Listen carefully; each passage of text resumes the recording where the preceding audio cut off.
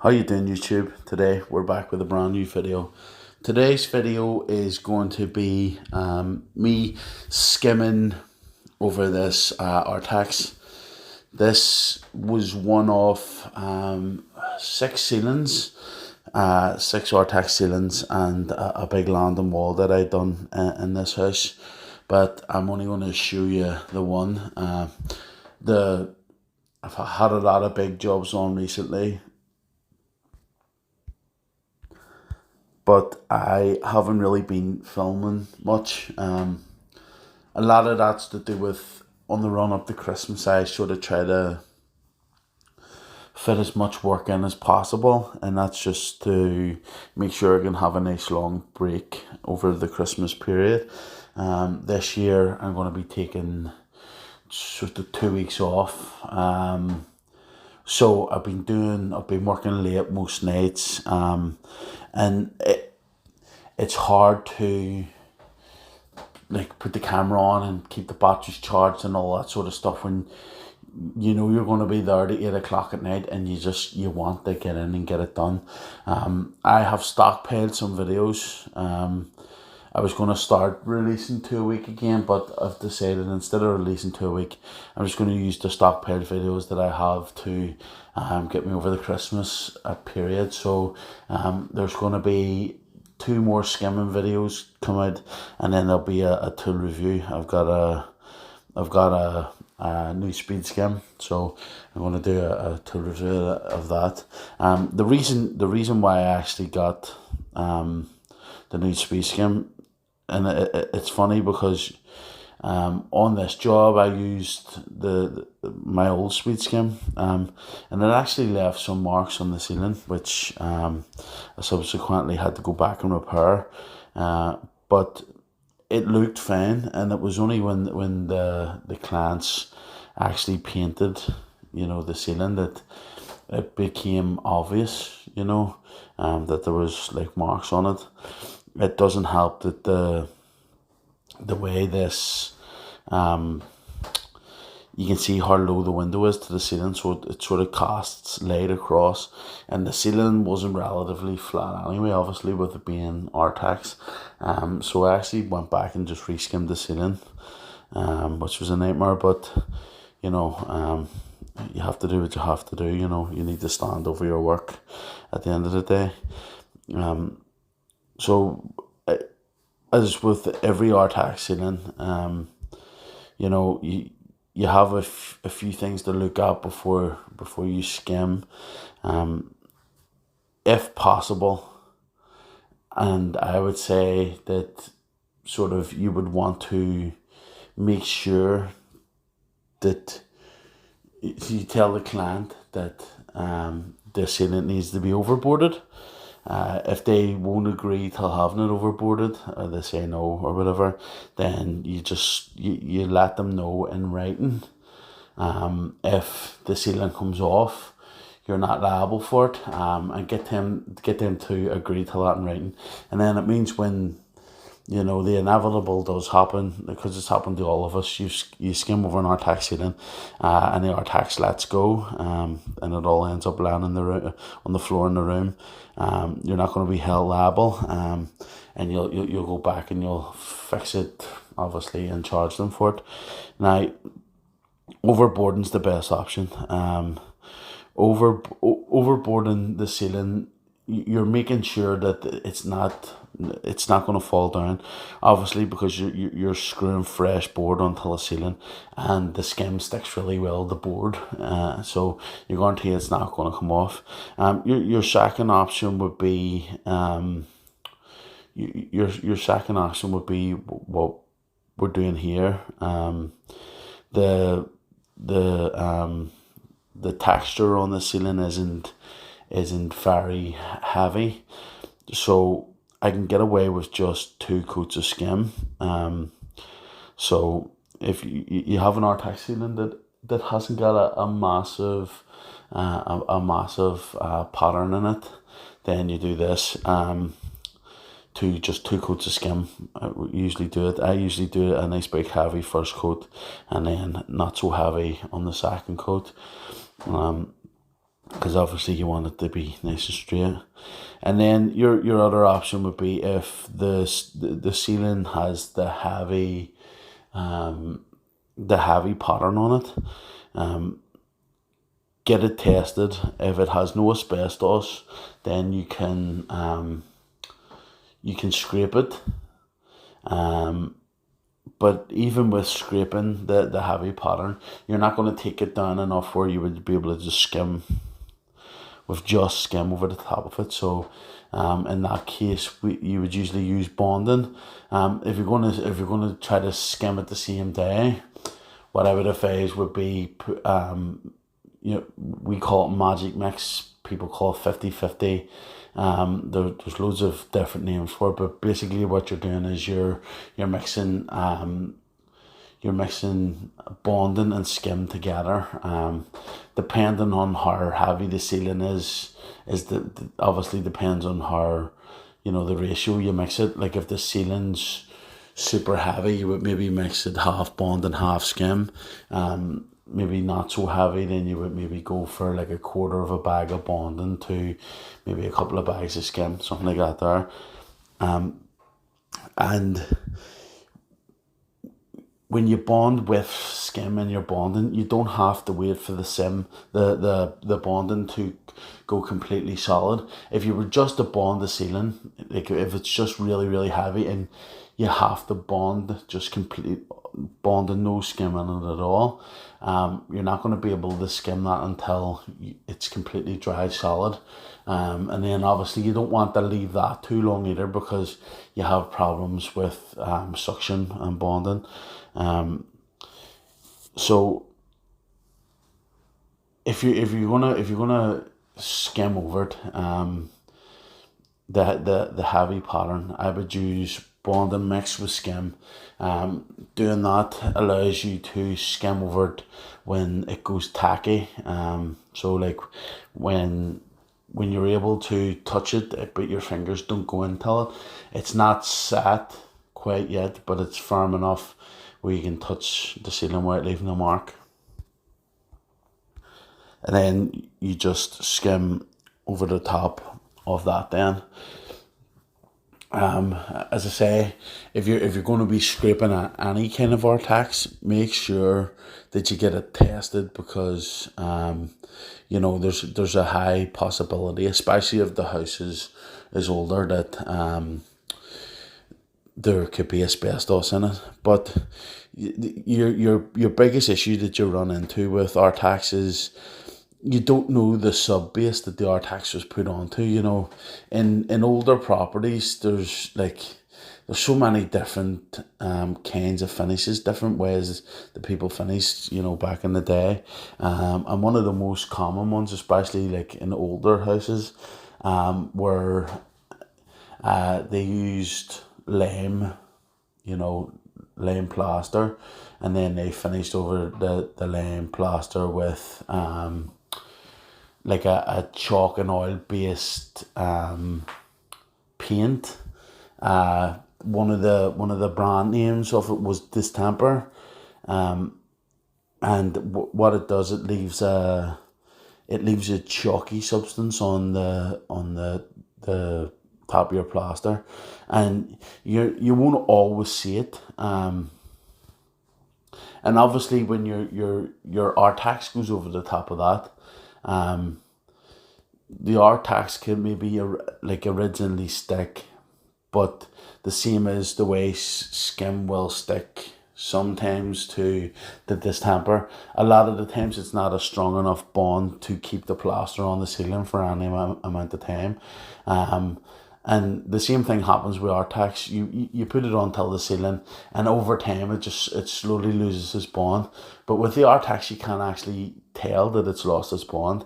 And then when you go to skim over top of the Artex, then you're fine. You put it over, and then the way that the skim starts to pull the Artex from the ceiling, and then it all ends up in the living room. So, overboard basically is what I'm saying. Tell you, if you're a DIYer and you're looking to skim over an Artex ceiling in your home, overboard it every single time without fail.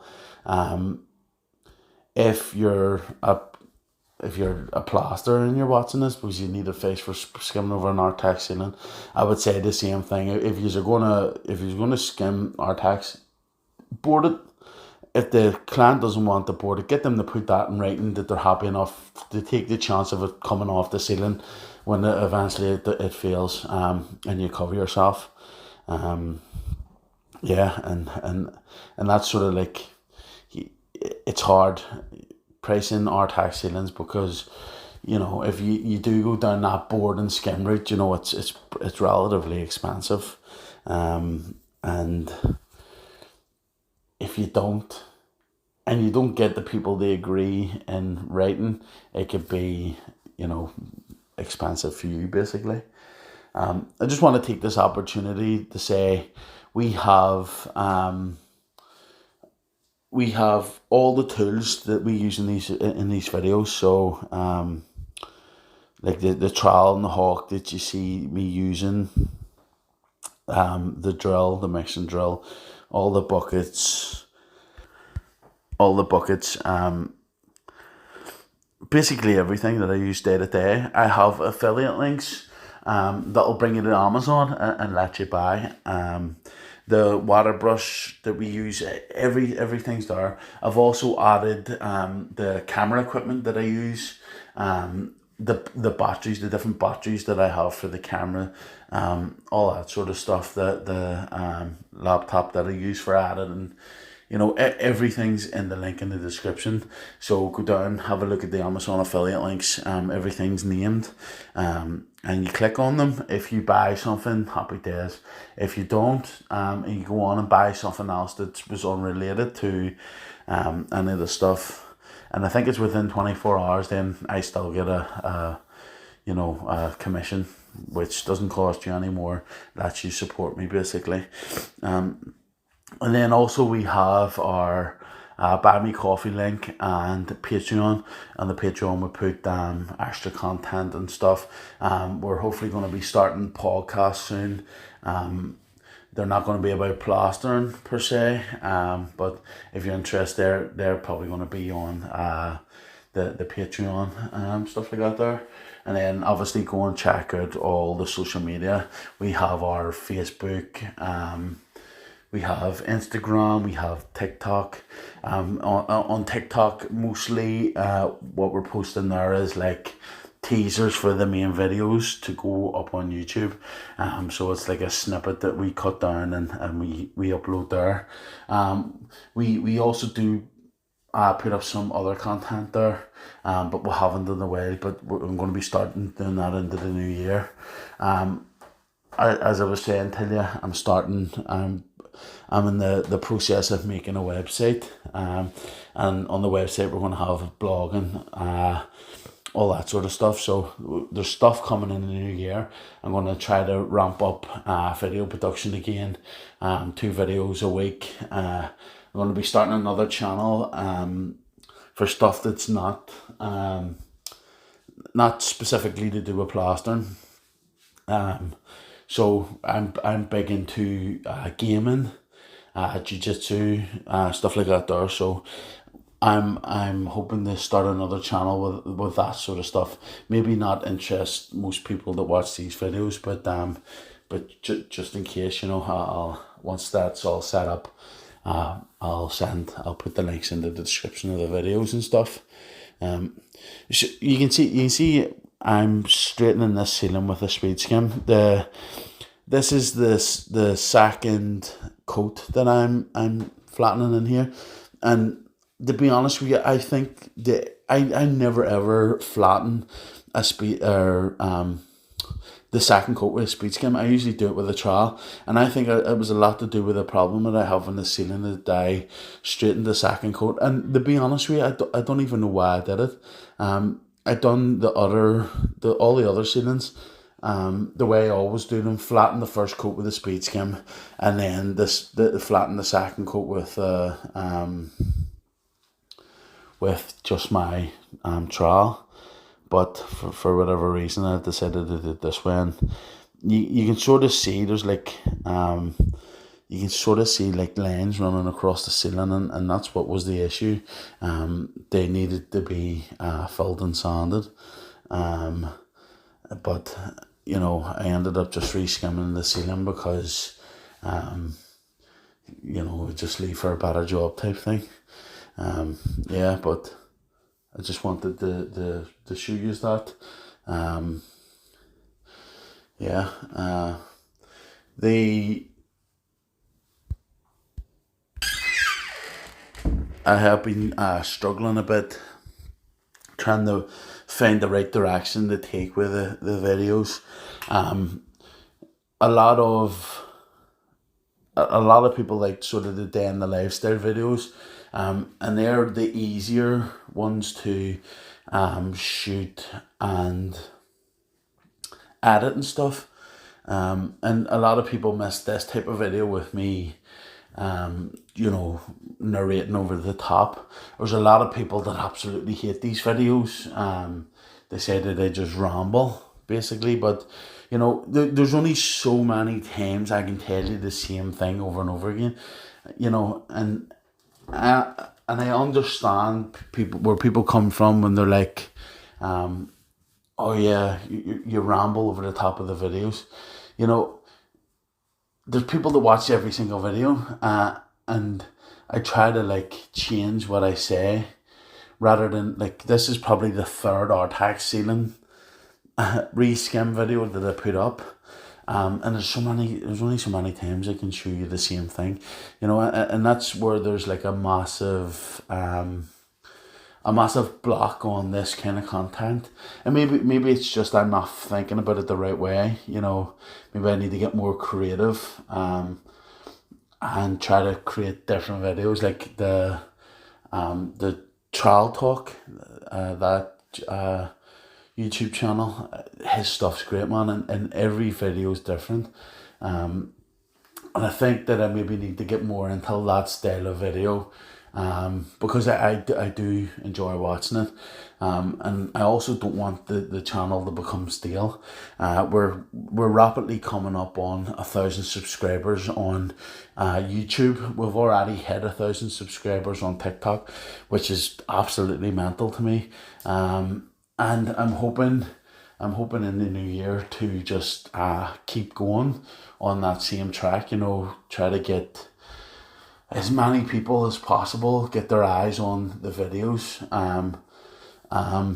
Yeah, and I'm going to change it up. I'm going to start doing more of the sort of videos where obviously I'm going to keep with the day in the lives 100% because I enjoy making them, and they're different. They're not the same thing over and over and over again. I'm going to push a wee bit further until the tour reviews because that's also something that I enjoy. But I also think that it's something that's important for especially the beginners to watch the channel, like to give them an idea about what tools they should go for or what they should stay away from. You know, I'm obviously not a tool expert, but I've used enough tools in my lifetime to know what ones to go towards and what ones to stay away from, you know. Like that, for talk's sake, trials, you know, I get everybody has their own opinion on trials. You know, the people will tell you Marshalltown's the best. People will tell you Nala's the best. You know, until a certain extent, they're obviously the two of the bigger brands, but they're not the best. You know, and then in the same token, the like Ox are like their trials are pretty good. They're not the best, but if you're talking about price against quality, I honestly think that they're pretty solid. You know, they're not tools that I use on a daily basis, but I do have them. You know, and like so I have a Rafina, just a regular Rafina plastering trowel. You know, like it's sort of like a Prima shape. It's sort of like a Prima shape Marshalltown. and it's one of the best trowels I've ever owned. I use it only for sand and cement, but I absolutely love it for a sand and cement trowel. It is solid as a rock. And then there's also like an ox trowel that I use for when I'm doing dot and dabbing, because it's one that I don't mind getting dirty, getting stinking, because they're cheap and you can replace it easily. So, I think my input could be something that helps people choose tools, and I'm hoping to stay on that track sort of going forward. And then there's a few other styles of video I want to try out, which I will be doing in the new year. As I say, I'm going to be ramping up. Next year is going to be a big year, hopefully, for me. I'm going to start ramping up everything. I'm planning on maybe trying to get some people working for me, trying to build a business slightly, get it up again. I want to get the YouTube running flat out again. And yeah, I have a lot of things I want to do this year, and I'm gonna have a good go at it. Again, if you're enjoying this on these videos, if you could comment, I try to reply to all comments. It's not always possible, but I do try my best. I might not reply to all of them, but I certainly read them all. I do get some not nice comments, but I would say it would probably be 1% of the comments that I get are not nice, and they just get deleted straight away. So they don't worry me too much. So I definitely ask you, just comment on the videos. Hit the thumbs up. That's one of the main things for the YouTube algorithm, is that you hit the thumbs up button and you comment, and that sort of pushes the video forward in the suggested. And then obviously subscribe if you enjoy the content. Obviously subscribe. There's 85% of the people that watch my videos aren't actually subscribed to the channel, and I'm getting an average of 900 views per video. So if everybody that watched it liked it, I would get pushed over that mark easily. But that's it for this video, guys. Thanks for watching. I hope you enjoyed it, and I'll see you in the next one.